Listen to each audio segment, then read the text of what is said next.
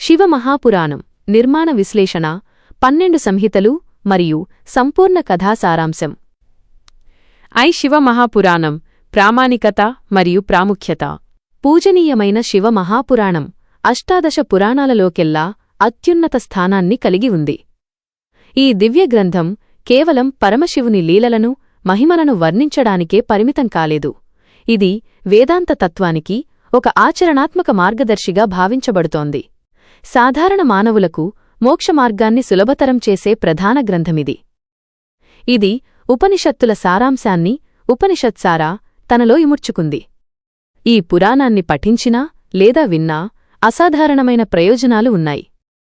శివపురాణ శ్రవణం లేదా అధ్యయనం మనుషులను పోగుపడిన పాపరాశి నుండి విముక్తం చేసి దేహం విడిచిన తర్వాత అంతిమ పురుషార్థమైన మోక్షాన్ని ప్రసాదిస్తుంది. దీనిని కేవలం అనుసరించడం ద్వారా మనుషులు గొప్ప శివభక్తులు పొందిన పరమపదాన్ని పొందవచ్చని పురాణ శ్లోకాలు దృఢంగా చెప్తున్నాయి. శివుని మహిమ ఇందులో అత్యంత ప్రకాశవంతంగా వెలుగుతోంది. ఇది ధర్మ, అర్థ, కామ, మోక్ష అనే చతుర్విధ పురుషార్థాలను అనుగ్రహిస్తుంది. అంతేకాక ఈ పురాణానికి కలియుగ దోషాలను నాశనం చేసే శక్తి ఉంది. బ్రహ్మహత్యా పాతకంతో సహా తీవ్రమైన పాపాలన్నీ శివమహాపురాణం ఆవిర్భవించే వరకు మాత్రమే ప్రపంచంలో వృద్ధి చెందుతాయని, ఆ తరువాత అవి నశించిపోతాయని స్పష్టంగా చెప్పబడింది.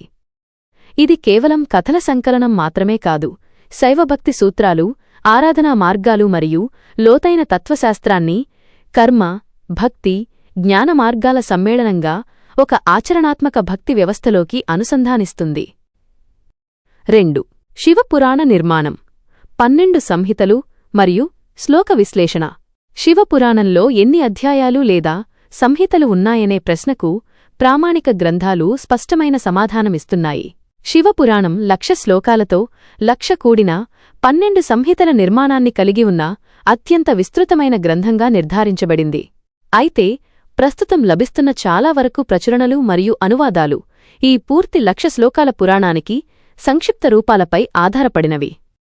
వేదవ్యాస మహర్షి ఈ 1,00,000 శ్లోకాల శివమహాపురాణాన్ని 24,000 శ్లోకాల రూపంలో సంక్షిప్తీకరించి లోకానికి అందించారు. దీని ద్వారా శివపురాణం సంపూర్ణంగా 1,00,000 శ్లోకాలతో 12 సంహితలుగా విభజించబడిందని, ప్రస్తుత ప్రచురణలలో ఇది 7 ఖండాలుగా లేదా 6 సంహితలుగా కనిపిస్తుందని అర్థమవుతోంది.